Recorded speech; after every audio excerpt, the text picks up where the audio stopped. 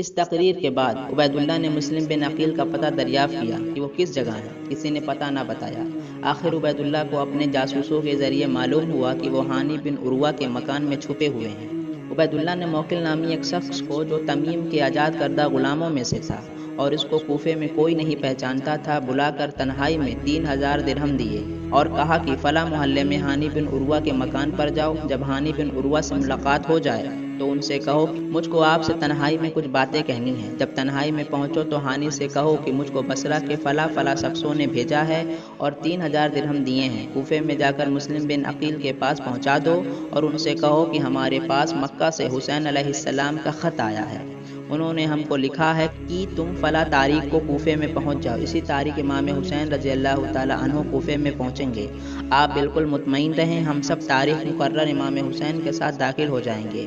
یہ 3000 درہم اپنی ضروریات میں صرف کرو اور ہماری طرف سے بطور ہدیہ قبول کرو۔ لہٰذا آپ مجھ کو مسلم بن عقیل کے پاس پہنچا دیجیے تاکہ میں تمام پیغامات اور یہ روپیہ ان کی خدمت میں پیش کر دوں اور فوراً کوفے سے چلا جاؤں، کیونکہ عبید اللہ بن زیاد آ گیا ہے اور وہ مجھ کو پہچانتا ہے۔ ایسا نہ ہو کہ میں گرفتار ہو جاؤں۔ موکل 3000 درہم کی تھیلی لے کر ہانی کے پاس پہنچا۔ وہ مکان کے دروازے پر بیٹھے تھے۔ موکل کی باتیں سن کر فوراً مسلم بن عقیل کے پاس لے گیا۔ مسلم بن عقیل نے خوش ہو کر یہ تھیلی لے لی اور پیغامات سن کر موکل کو رخصت کر دیا۔ موکل وہاں سے چل کر سیدھا عبید اللہ کے پاس پہنچا اور کہا کہ میں تھیلی مسلم بن عقیل کو دے آیا ہوں اور خود ان سے باتیں کی ہیں، وہ ہانی کے مکان میں موجود ہیں۔ عبید اللہ بن زیاد نے ہانی بن عروہ کو بلا کر پوچھا کہ مسلم کہاں ہے؟ ہانی نے لا علمی بیان کی۔ عبید اللہ نے موکل کو بلا کر سب کے سامنے اس کا بیان سنوایا۔ ہانی شرمندہ ہو کر کہنے لگا کہ ہاں، میرے ہی گھر میں مسلم بن عقیل پناہ لیے ہوئے ہیں، لیکن میں اپنی یہ بے عزتی کسی قیمت پر برداشت نہیں کر سکتا اور میں کسی قیمت پر مسلم بن عقیل کو آپ کے سپرد نہیں کروں گا۔ عبید اللہ نے ہانی کو اسی وقت گرفتار کر لیا۔ شہر میں یہ خبر مشہور ہوئی کہ ہانی کو عبید اللہ نے قتل کر دیا ہے۔ ہانی بن عروہ کے گھر کی عورتیں یہ سن کر رونے لگی۔ مسلم بن عقیل نے جب یہ صورت دیکھی تو وہ برداشت نہ کر سکے اور فوراً شمشیر ہاتھوں میں لے کر گھر سے نکل کر ان لوگوں کو آواز دی جنہوں نے مسلم بن عقیل کے ہاتھ پر بیعت کی تھی۔ 18,000 میں سے صرف 4,000 آدمی ان کے گرد جمع ہوئے۔ مسلم نے باقیوں کو بھی بلایا، لیکن ہر ایک نے یہ جواب دیا کہ ہم سے تو بیعت کے وقت یہ اقرار کیا گیا تھا کہ جب تک امام حسین علیہ السلام نہ آ جائیں کسی سے جنگ نہ کریں گے۔ ان کے آنے تک آپ کو بھی صبر کرنا چاہیے۔ مسلم بن عقیل چونکہ اب باہر آ چکے تھے لہٰذا دوبارہ نہیں چھپ سکتے تھے۔ انہی 4,000 آدمیوں کو لے کر مسلم بن عقیل نے عبید اللہ کو گھیر لیا۔ اس وقت عبید اللہ دارالمارتا میں 30-40 آدمیوں کے ساتھ بیٹھا ہوا تھا۔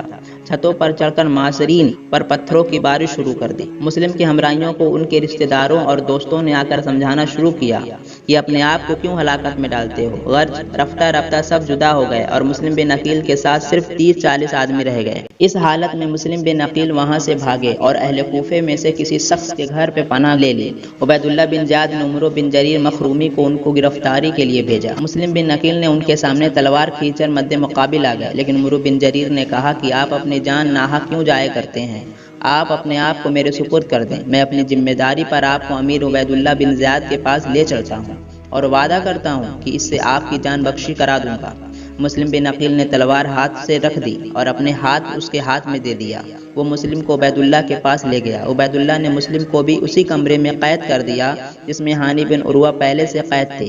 اگلے روز بیعت کرنے والوں میں سے 10,000 آدمی جمع ہوئے اور عبید اللہ بن زیاد کے مکان کو جا کر گھیر لیا اور مسلم و ہانی دونوں کی رہائی کا مطالبہ کیا کہ اگر رضامندی سے دونوں کو رہا کر دو تو بہت اچھا ہے، نہیں تو ہم زبردستی چھین کر لے جائیں گے۔ عبید اللہ بن زیاد نے اپنے آدمیوں کو حکم دیا کہ چھت پر لے جا کر مسلم اور ہانی دونوں کو ان لوگوں کے سامنے قتل کر دو۔ چنانچہ دونوں کو قتل کر دیا گیا۔ یہ دیکھ کر سب کے سب منتشر ہو گئے، گویا وہ ان دونوں کو قتل ہی کرانے کے لیے آئے تھے۔ عبید اللہ نے حکم دیا کہ محل کا دروازہ کھول دیں اور ان دونوں کے جسموں کو دار پر لٹکا دیں اور سروں کو یزید کے پاس دمشق بھیج دیں۔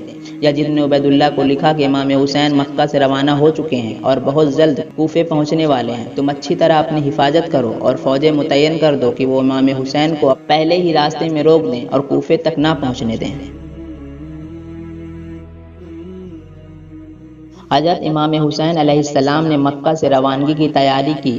جب سامان سفر درست ہو گیا اور مکے میں یہ خبر مشہور ہوئی کہ حسین بن علی کوفے کو جانے والے ہیں، تو امام حسین سے محبت اور ہمدردی رکھنے والوں نے آ کر ان کو اس ارادے سے باز رکھنا چاہا اور سمجھایا کہ آپ کا کوفے کی طرف روانہ ہونا خطرے سے خالی نہیں۔ حضرت عبداللہ بن عمر رضی اللہ تعالی عنہ نے آ کر کہا کہ تم بیعت لینے اور عمارت حاصل کرنے کے لیے باہر نہ جاؤ۔ آپ صلی اللہ علیہ وسلم کو خدا تعالی نے دنیا اور آخرت میں سے ایک کے اختیار کرنے کی آزادی دی تھی، آپ نے آخرت کو اختیار کیا۔ تم بھی خاندان نبوت میں سے ہو، دنیا کی طلب نہ کرو، اپنے دامن کو دنیا کی آسائش سے آلودہ نہ ہونے دو۔